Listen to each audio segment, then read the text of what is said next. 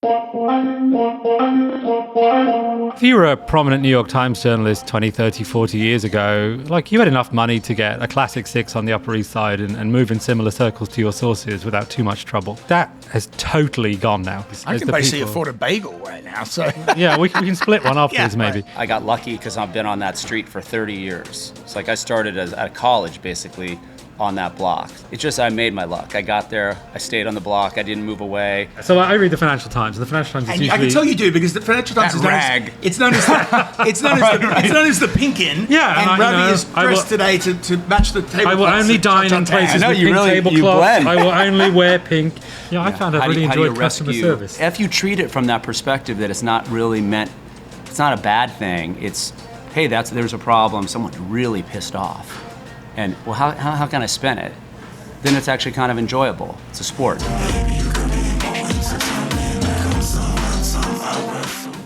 G'day, I'm Lachlan Cartwright. I'm Ravi Samaya. We are Breaker, and we're back for another week downtown.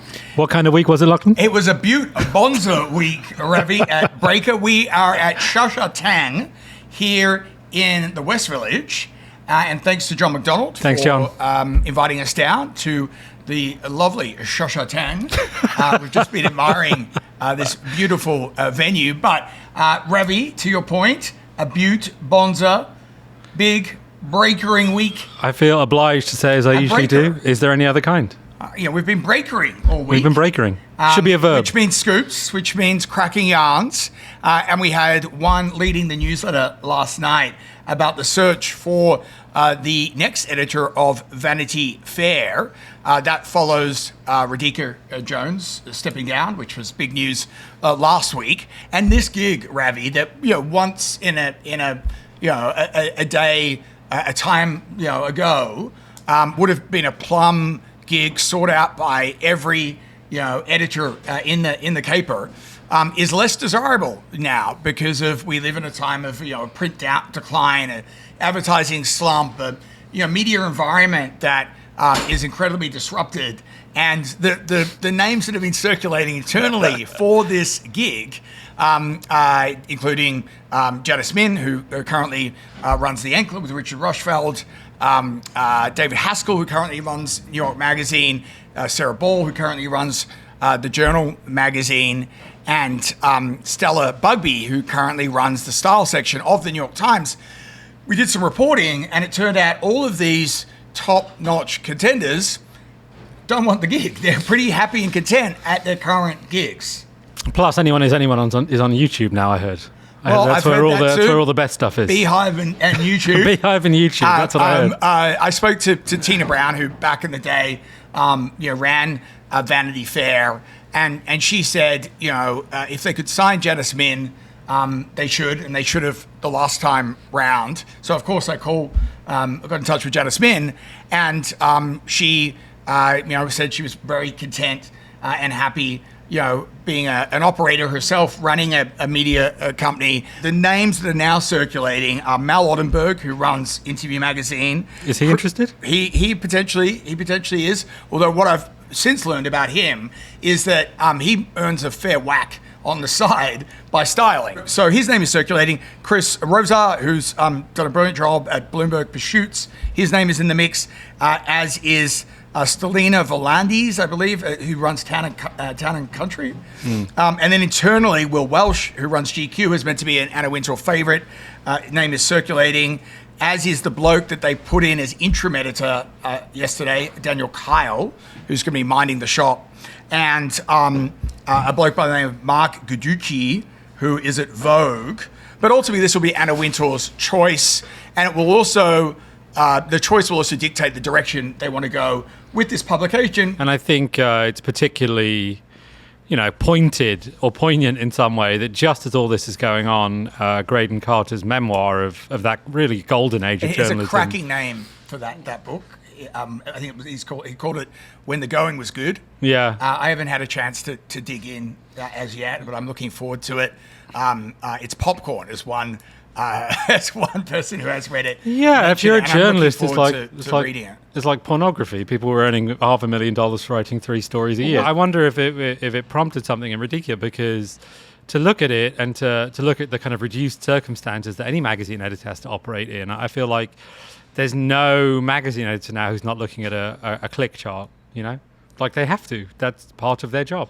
There's no magazine editor now who can take a punt on a writer who they think is really great. And has the creative freedom. Yeah, it's going to take 5 stories to find their stride. Like that's a thing that's really important creatively for any writer. And it's basically an impossibility now in the industry. And you know, the job is very circumscribed, and it's certainly not the glamour fest it used to be. And as we first reported, the main difference from Radhika's position, it's going to be a global editorial director position reporting straight to Anna, whereas she was just responsible for the US, which is another sign of change within Condé. Yeah, I think maybe someone at Condé realized the internet spans the world. You had a great scoop last week about Prince Andrew and the Scoops lady, the person who wrote the book called Scoops. Yeah, so like everyone, I was long fascinated by the Prince Andrew interview the BBC did in 2019. It was just absolute car crash television. And I'm always fascinated by like real cultural moments when something really resonates, and it doesn't just exist on TV, it doesn't just exist on the internet, it kind of enters the culture. And, you know, I wasn't alone in being fascinated by that interview, and I think everyone. I remember sitting watching that and going like, "Yeah, holy fucking moly! How did they manage?" Yeah, it was big in my household. We were doing impressions for a long time, and so then, of course, the story behind the story comes out because everyone's very curious. But what sort of happened without people realizing it is they were 2 very distinct stories behind the story, and one of them was in a book called Scoops by a Newsnight producer called Sam McAllister, and in a Netflix series that was based on that book called Scoop, singular. And the other one was A Very Royal Scandal on Amazon. And, you know, I kind of know people in that world who pointed out to me there are very distinct differences between the 2. The one on Netflix says that Sam McAllister was the hero of the interview. She really landed it. She was at odds with her bosses. She was a scrappy outsider. She wasn't given any respect. She was seen as having the wrong instincts, and she kind of fought against the tide to land this interview. Using a blend of unorthodox chutzpah and relentlessness. And the Amazon view is she had 4 lines in it, I think, in the whole thing I counted. And once I dug into it, I found, you know, I find it interesting because, as you know, Lachlan, as we're talking about a little bit, it's kind of a circumscribed media landscape.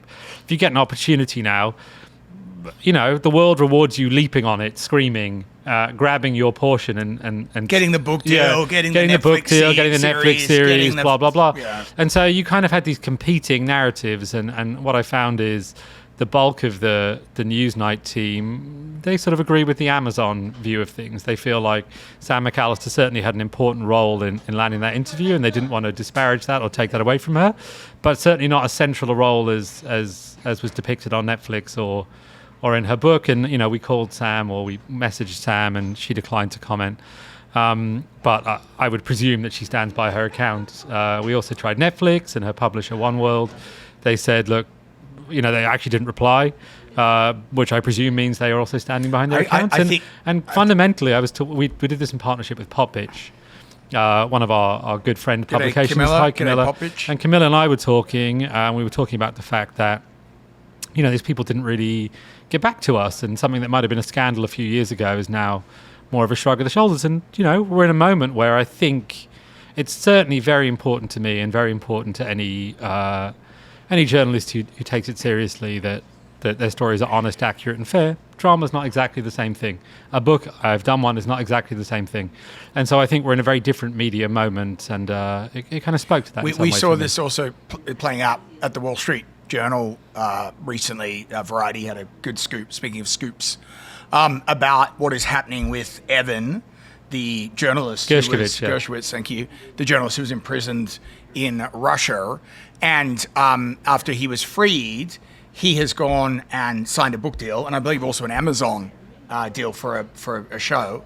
And separately, the Journal and the reporters that were reporting on the months-long process to try and get him out, and the diplomatic efforts going on behind the scenes, and the drama and the newsroom intrigue and what was going on in Russia, those 2 journals separately have signed a book deal with, I guess, the Journal's blessing. And Evan is now in Berlin. Don't forget that Gershkovich's mother has also signed a book deal. She also has a book deal. But what is kind of interesting there is that I think the Journal was hoping that Evan would cooperate with their project, and according to Variety, he's like, no, I'm going to do my own thing. And this is something we see playing out in newsrooms a lot. But this also particularly happens at the Journal because they have very stringent rules about book deals. I believe at the Journal, you actually have to ask permission before you even pitch a book, before you even write a proposal. You have to go to your editors and ask. So it creates a lot of tension, and certain journalists have left the Journal because of these rules. But now you have Evan, who was this poster boy for the Journal. He's written one piece since he was freed from Russia. He's now in Berlin. And, I would suggest probably on a shaky ground with bosses. I was thinking, did he get that scary letter that we reported on last week? Was the Grim Reaper involved? Yeah. And is he on a pip? But no, I mean, he has been in prison for some time, and he gets out. He has his prison diaries. He goes shops a book thing, and then the Journal separately shops a deal. Well, look, it's the only. I mean, the way I used to put it when I worked at the Times is that if you were a prominent New York Times journalist 20, 30, 40 years ago, like, you had enough money to get a classic 6 on the Upper East Side and move in similar circles to your sources without too much trouble. Like, that has totally gone now.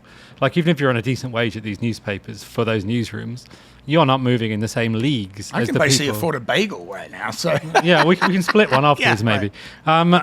And so, but of course, the expenses are the same, and the social class that you want to belong to remains roughly the same, and you got kids' college to pay for, and you got to bridge the gap, and books and TV deals is how journalists have been doing that, and so they're hotly fought over. I broke a story a few years ago about a bloke by the name of David Barstow, who was a 4-time Pulitzer Prize winner, and he was part of the New York Times Pulitzer Prize winning investigation into Donald Trump's taxes with Suzanne Craig and Ross Buettner. And that trio were reporting out for months and months and months about Trump's taxes, and they won the trust of a key source who was helping with documents. It was a very sensitive investigation, and I had a tip that something had gone wrong within the team. There was a bust up, and it was potentially something to do with a book. And then a lot of digging, a lot of, as we do, jamming on the phones and talking to sources. It turned out Barstow had aggressively pursued a key source on the story, to the extent that the source had to send a legal letter to the paper, basically saying, tell this bloke to back off. And the source was hiding in their home as Barstow was banging on the door. And I couldn't report at the time of that initial story, and I was able to subsequently later, but that source was Mary Trump. Oh, wow. And so Mary Trump had been helping the New York Times with this project. She was also looking to do her own book endeavor. And then Barstow was like, oh, I know an agent. It was Andrew Wiley, also known as the Jackal in the industry. Who I've dealt with. I love that nickname, by the way, the Jackal. And so Barstow then went rogue and then starts basically, stalking this source, trying to, as they're mid this investigation, very sensitive investigation, trying to get her on side to do a book deal. She subsequently did a book. It was a massive money spinner for her. She's done other books since then. But it is, to your point, very competitive in these newsrooms. There's a lot of money at stake. It's like to get book deals. Yeah, there's a lot of money at stake. To the extent you'd cross your colleagues and so almost screw up a huge investigation. That's it. Look, I don't know Barstow, and I know you're reporting, and I don't know anything about the story beyond that. But from having been in that position, like, if you're doing a book like that, there tends to be one or two sources who are going to be pretty key to the story that you want to tell, and your life's going to get a lot harder if you don't have access to them. And you're talking about at least hundreds of thousands, maybe even millions of dollars on the line here, and that's high stakes. It's things get real. Yeah, no, big time. To the extent that I think Mary Trump was almost called the cops on David Barstow. He was. I almost called the cops on the Jackal. I had to negotiate with the Jackal once. Yeah, and it was like one of my. What's the secret to negotiating with Andrew I can Wiley? tell you. So I spoke to my agent before I started negotiating with Andrew Wiley. Andrew Wiley is like a super agent. He represents Orhan Pamuk and Salman Rushdie, and like any great author is really probably represented by Andrew Wiley or maybe Binky Urban. And we have a very special guest this week. Hi, John McDonald. John McDonald is here, the owner I'm here. of Tang and of You wanna pull up a number of great venues we have been featuring at the Are last you okay for framing? the last few weeks. Over there, great. We're going to pull up a Right mic. between you boys. We're going to pull up a mic for you, mates. Well, you see the stock market just explode? We saw, yeah, the Apple's 90-day like, Apple's up 12%. All the indexes are like 10, 11%. and the 90-day pause on the tariffs, I think, has caused Maybe that. people will come back out and eat again with smiles on their We're face. We're hoping. Right. This is a beautiful venue. You've been very kind and let us take the break of pod to Lure, Fishbar, to Bar Mercer. And we were just, very curious to get you on to talk about a couple of things, including Lure, which is a marquee venue in the city. If you've never been to Lure, I highly recommend getting down there. It's incredible. Classic Seafood, cocktails. It's a beautiful New York venue. This is good. It's like a real ad. You got. I'm gonna have spike in business. We're gonna cut to us just enjoying. But a venue, sadly, under siege A little bit. by one of your neighbors, Yeah. Prater, who want to turn it into a coffee shop or a bakery or. I mean, the truth is, there's a lot been written about it, but we're in a preliminary dialogue to where I believe things are going to probably work out for the best for everybody. That's exciting but news. I don't have any definitive answer that puts that to rest yet. But I certainly appreciate the kind of media. Have you had a lot of outreach people in the neighborhood and a lot of people downtown come and visit Oh, Lure yeah. to support? Because it really is a legendary spot. I mean, I've been It's in a the city. landmark, 50, it is a landmark. You know when you're on that corner of Prince and Yeah. Mercer, because Lure is on one side, Finale, where we first recorded the pod, is on the other. And it really is a legendary spot and a spot close to your heart. Yeah, I appreciate you saying that. I mean, it's funny. I heard you mention Nick Denton and Gawker, and it brings back memories. Well, that was to- almost every day. a bureau for Gawker. Was Denton would take these meetings and lunches, and a lot of the Gawker staff at Lure, also at Balthazar. But Lure was a spot for the old school Gawker. all those like first generation. Everybody, the guys from Curbed and Eater and Lockhart Steel Puffco and but I mean, back to your point. I mean, yes, it's certainly it's an interesting time, and as I said, I think it's just an ongoing story that hopefully has a happy ending.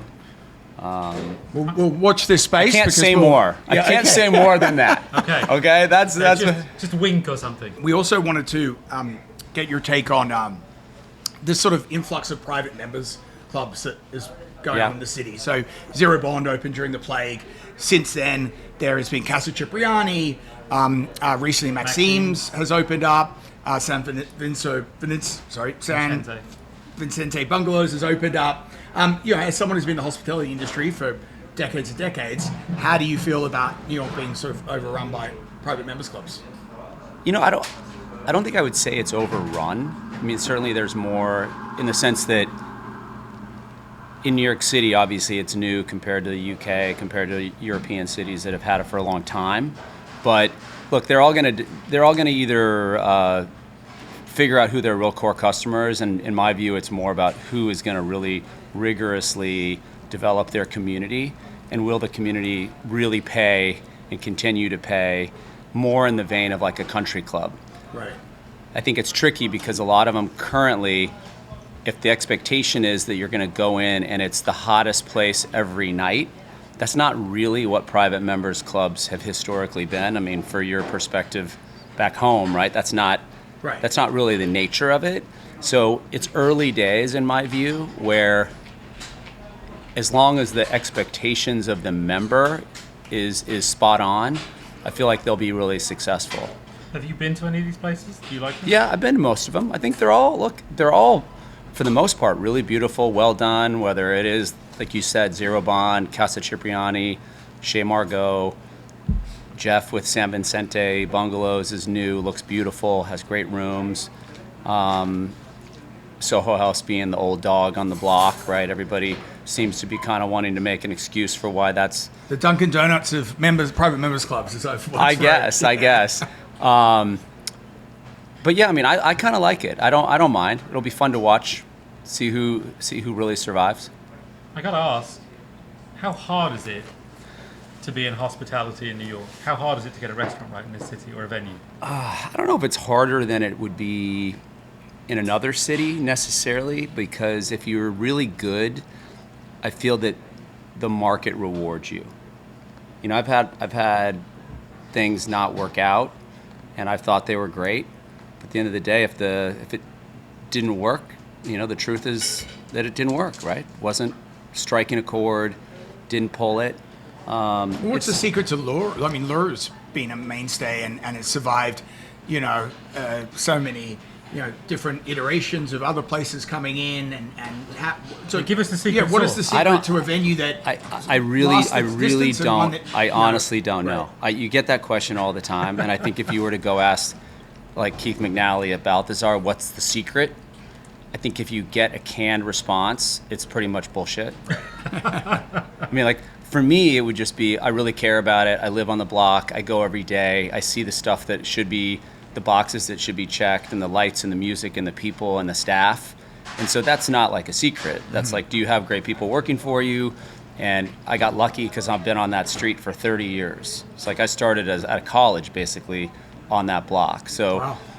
I think if you're saying, like, there's a certain element of luck, it's just I made my luck. I got there, I stayed on the block, I didn't move away. I was stupid enough to maybe just stay on one kind of general street for that long. But the hook would probably be just people, like the right people, and then having customers that are passionate about it, like truly passionate about it. It's really difficult to get people to come back to a restaurant. You can go to a restaurant and like it, and not necessarily go back. Well, particularly in this city when there's so much choice. Right. Like, I mean, you go to a new restaurant, next thing you know, it's been 10 months, right, and you kind of liked it, you know, and that's how I look at that business. Is I think we're lucky, and then we have a lot of customers that just are genuine super fans, and it just sort of like momentum builds and builds and builds, and then time builds it. Like, that's the trick. Like, you survive 5 years, then 10, then 15, now it's 20, going to 21. You know, as long as we don't do anything fatal and we figure out our little relationship upstairs, it'll be there forever. Well, look, I'm also very curious because as well as running restaurants and hospitality venues, you've run media companies. And I'm wondering if that's a similar endeavor in your eye, or if it's different, or if customers respond a different way, or... Yeah, I mean, I think there's similarities. There's definitely, when I look back at my magazine days with City, and then after that we did Tasting Table, which was just digital, there's a certain aspect to just storytelling. Like, are you creating a script and a story, and your customers coming back to it, like what they're used to, a certain amount of like trust. Like, do you build trust? Like, if you're a reader, you're a watcher, and at the end of the day, there's a certain aspect to the restaurant business that's just that. Restaurants, hotels, do they trust you? Are you going to deliver on the promise? And I'm not in that business anymore, really. Well, just like we have a relationship with our readers, you have a relationship with your customers. Right, and it's storytelling. Yeah. Like, I feel like to a degree, there's just a lot of, you know, you feed people, which is great. I think I love doing what I do to a degree because it's feeding people, and you watch people leave, for the most part, happy, you hope. And if you're not, you know, there's a lot of satisfaction in fixing it. Yeah, I found I've really enjoyed customer service. It's like, kind of, but if you treat it from that perspective, that it's not really meant, it's not a bad thing. It's, hey, there's a problem, someone's really pissed off, and well, how can I spin it? Then it's actually kind of enjoyable. It's a sport. You don't do what Keith McNally does, and he Instagrams when there's a bad customer. You know, he did this with James Corden. You don't go on Insta and name and shame. He's the best. It's the best that he just that does Insta not feed is care. absolutely brilliant. He does not give a flying fuck. I was at Minetta Tavern in DC a few weeks ago for a couple of events in Washington, and I'm settled up at the bar waiting for a group of friends to join, and in walks Keith McNally. And I just thought, all right, I'm going to go say good day to Keith McNally. And I went up there, and he's had a stroke, so you know he had sort of a walking stick. And he says, "Come up later, I'm DJing upstairs." And I said, "What?" He said, "Come up later, I'm DJing upstairs." So we did. We went up later, and he's in a corner with an iPad DJing. He just posted something yesterday about the DOT and the outdoor dining. I was going to ask you about that because we're starting to see some of these sheds pop back up. Yeah. And obviously, outdoor dining, as we talked about on last week's pod, was a huge hit in the city. Yeah. But this time around, it's been a little bit of a rougher ride. How are you finding the ride? Yeah, we're still waiting on some permits. Like at Lure, we built that big steel custom container, last year. Yep, which is and a big hit. and I'm still waiting to get proper approval. So it certainly seems. I listened to what you talked about last week with Max Crespo, and there's a lot going on. I mean, I think there's an element of frustration from different restaurateurs that different departments aren't talking to each other. So you've got the DOT, you've got the community boards, you've got the liquor, state liquor, fire department, FDNY, and I think it's like a little bit of a shit show to get these things back on the streets. But I think all New Yorkers, want them back on the streets because summer is fast approaching, and to have a bevy outside, sitting out there is a all New Yorkers except one very, very vocal person on every block, every community board, every community board who really does not. There's always one, right? Have you ever sat through a community board meeting? I have. Actually, I've had the pleasure. It's remarkable. How do you feel as a restaurateur going there? Do you feel like it's a hostile environment? I've had pretty good luck with all my 25 years of doing it, but it's a strange thing when you have people sitting there grilling a young guy trying to open a restaurant, asking him about what music he's going to play and judging him based on what music he's going to play, or let me look at the menu, I'd like to see your prices. Like just from I don't know how we got there, because in the first decade of me doing this business as younger entrepreneur, I don't remember any of that. So, I mean, oftentimes people say, what's the difference? I just feel like today, if I was a 28-year-old guy going in this business, it's just, you got to really have your act together. There's no wiggle room. You have to be very bureaucratically deft, I think. Yeah. And I always think one of the hardest things about living in New York is everything's high-stakes bureaucracy. Like, the stakes are really high. Like, the thing you have on the line is serious, and the bureaucracy is very boring. And the tension between those two things is extremely difficult to navigate. I remember when I was in the New York Post, a decade or so ago, there was a lady living opposite La Esquina in Soho, and she would just constantly call 301. When people were outside or when there was a bit of noise, she managed to get the joint shut down for a couple of days. And I spoke to the owners for that story, and they're like, there's one lady in that building, and she just has, and so I went and door knocked her. And she invited me in, and she had reams of documents that she had been compiling about this restaurant. And I just said, is it worth it? Like, why don't you just move? Like, you clearly don't want to be smack bang in Soho on this busy intersection where you've got Cafe Select, there was another Mexican joint under her. La Esquina. La Esquina was opposite. The La Esquina was the one she got shut down. But it was Mexican Radio. I think there was another Mexican place. And I just thought, why don't you just move, love? Like, I did the same story about Beatrice Inn and the lady who lived above that. And I always really admired Graydon Carter, who we were talking about earlier, and who I think you know as well, because he kept a table for the noisy neighbour at Waverley. Yeah, there was a table, there was the one noisy neighbour, or the one neighbour who was likely to complain. And as far as I recall, and you have to correct me if I'm wrong, they kind of embraced her into the family of the restaurant. Did Graydon go and sit with her? Or what was that about? I wish I could remember all of the details, but I just remember thinking, what a great idea. Her name was Marilyn, and she was the same lady who got Beatrice shut down, and she had a standing table at Waverley. Maybe the things are unrelated. Maybe they were just friends, but I always thought that was like such a deft move. And you also covered, now I'm remembering, Jane Street, when the Jane Hotel was a destination, and there was a whole group of neighbours, right? When you were at the Times, you covered the story that they were trying to shut the Jane down, with the Jane, which is now the bungalows. San Vicente bungalows. Yeah, it's a constant tension. I think when you move to New York and you pay as much as you pay, what you want is exactly what you want when you want it. If you want it to be noisy, you want it to be noisy. If you want it to be quiet, you want it to be quiet. And you temporarily forget that you ever felt the other way, and I include myself in this. I have a little kid, and if he's sleeping and someone starts making noise, that's me. I'm that neighbour. Yeah. I don't like being that neighbour. I am that neighbour, and that's it. And it's terrible.